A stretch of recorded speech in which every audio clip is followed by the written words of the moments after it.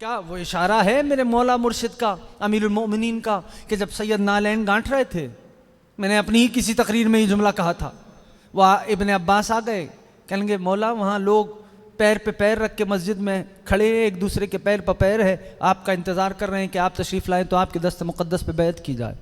सैयद नालैन गांठ रहे थे, बस देख लिया, कहा यब्नल अब्बास तेरी निगाह में मेरी जूतियों की क्या कीमत है? या मौलाना अली, या मौलाना अली, तेरी निगाह में मेरी जूतियों की, नालैन की क्या कीमत है? देखा, का मौला बड़े पैबंद हैं, बाजार में कोई कीमत नहीं। अमीरुल मोमिनीन का एक अपना मखसूस लहजा है। मौला ने देखा इब्न अब्बास को, फरमाया यब्नल अब्बास, ओ अब्बास के बेटे, तेरी निगाह में मेरी नालैन की कोई कीमत नहीं, लेकिन सुन, अली की निगाह में तख्ते हुकूमत की कोई हैसियत नहीं। अली की जूतियां, अली की नालैन कीमती है। और ए इब्ने अब्बास सुन, सिर्फ अली की निगाह में नहीं, अली के सारे बेटों की निगाह में अली की जूतियां कीमती हैं, तख्ते हुकूमत की कोई हैसियत नहीं। और इब्ने अब्बास सुन, सिर्फ अली के बेटों की निगाह में नहीं, अली के हर चाहने वाले की निगाह में अली की नालैन कीमती है, तख्ते हुकूमत की कोई हैसियत नहीं। अब मेरे मौला का फरमान मुकद्दस समझ में आया। अब मैं तुम्हें समझाता हूं कि अली की जूतियां कीमती क्यों हैं और तख्ते हुकूमत बेवकत क्यों है। इसलिए कि तख्ते हुकूमत पे कभी हक का पैर आया है, कभी बातिल का पैर आया है। अली की जूतियों में सिवाय हक के कोई पैर नहीं आया। या साहिब ज़मान, या मौलाना अमीरुल मोमिनीन, तो जो कर रहे हैं बाब, तो परवरदिगार आलम ने इशारा किया और आवाज दी, सूरह दुखान, लक़द इख्तरनाहुम अला इल्मिन मिनल आलमीन, मकाम मुतलक़ा खिलाफत इलाहिया के हामिल हैं। सुनो, हमने अपने हिदायत करने वालों को इख्तरनाहुम चुन लिया। किस बुनियाद पर? अला इल्मिन मिनल आलमीन, इल्म की बुनियाद पे चुना गया है। बुनियाद क्या ठहरी?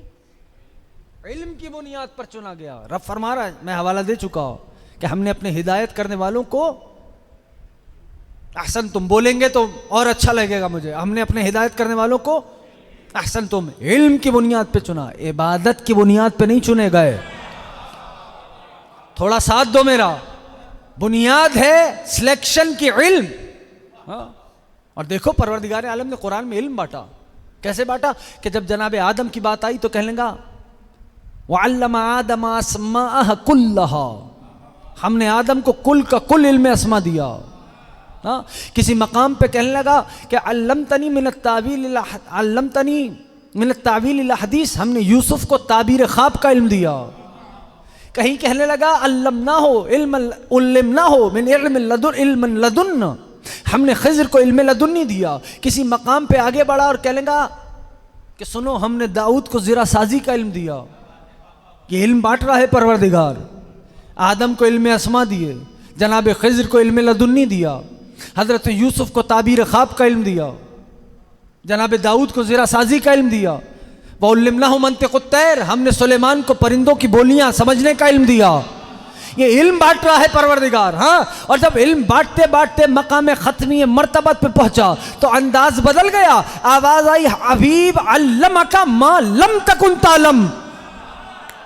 जो सारा का, एक मुहावरतन तर्जुमा कर रहा हूं, फिर लफ्जी तर्जुमा करूंगा। ए मेरे हबीब, जो सारा का सारा इन सब को दिया था, वो सारा का सारा हमने आपको दे दिया है। ये मुहावरतन तर्जुमा हो गया। अब जरा लफ्जी तर्जुमे पे आ जाओ। अल्लमका मा लम तकुन तालम, जो नहीं जानते थे वो भी हमने आपको बता दिया। अब इसकी रेंज बता रहा हूं। मा लम तकुन तालम, जो नहीं जानते थे वो भी है मेरे महबूब, हमने आपको बता दिया। एक चीज है जानना, जानने को कहते हैं अरबी में, पढ़ूं या बात बदलूं, कुछ और शुरू करूं? जानने को अरबी में कहते हैं मालूमात, और न जानने को कहते हैं मजहूलात। ठीक, न जानने को क्या कहते हैं? मजहूलात। अहसन तुम। अब आप में से कोई उठे और कहे किबला आप कौन कौन से उलूम जानते हैं? मैं कहूँगा भाई कलम और कागज़ लो, मैं बताता हूँ। इल्म फ़िक़्ह जानता हूँ, मंतिक़ जानता हूँ, फ़लसफ़ा जानता हूँ, इल्म सियासियात, इल्म समाजियात, फ़ला ये वो तू मैं जितने में जानता हूँ वो एक फ़हरिस्त मुरत्तब हो जाएगी। जानने को क्या कहते हैं? जुड़ के रहेंगे तो नतीजे तक आ सकेंगे। जानने को कहते हैं मालूमात। अब पूछा गया किबला आप कौन कौन से उलूम जानते हैं? मैंने जितने में जानता था उस उलूम के नाम बता दिए, उसकी एक फ़हरिस्त बन गई। इससे पता ही चला कि मालूमात है महदूद। या साहिब ज़मान, अब आप पूछे किबला आप क्या क्या नहीं जानते, तो मैं कलम और कागज़ रख दूंगा और कहूँगा भाई कितनी ऐसी चीज़ें हैं जिसे मैं नहीं जानता।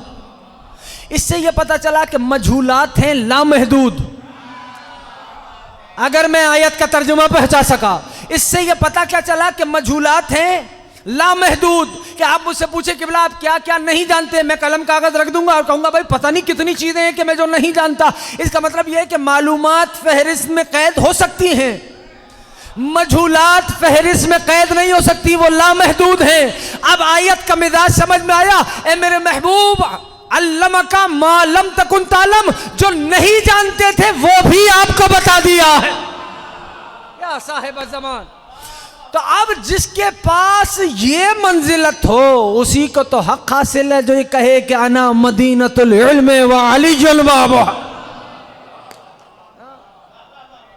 उसी को तो इस्तेहकाक है जो ये कहे कि मैं इल्म का शहर हूं। अली उसका दरवाजा है। हाँ, अब सोचिए बात आ गई अमीरुल मोमिनीन तक, बात आ गई मौला तक। तो अब अजीब है वाक़ई, जिस हस्ती तक मुझे आना है, बात मौला अमीरुल मोमिनीन तक आ गई। ठीक, अली ही की वसायत चली ना फिर। तो वही अली के इल्म का वारिस। अगर महबूब खुदा अल्लम का मालम तकुन तालम है तो फिर अली भी ऐसे ही, और अली के बाद आने वाले आइम्मा भी मेरे मौला मस्जिद में थे।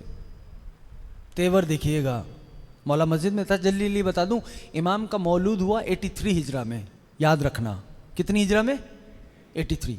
83 हिजरी के अंदर मौलूद हुआ और 148 हिजरी में सैयद की शहादत है, इमाम सादिक की शहादत है।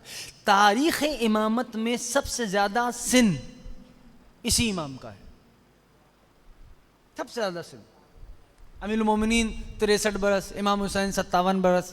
ठीक है ना। इसी तरह देखो आपके आखिरी के 3 इमाम, यानी इमाम जवाद 25 बरस, इमाम हसन अस्करी 28 बरस, इमाम हादी 40 बरस।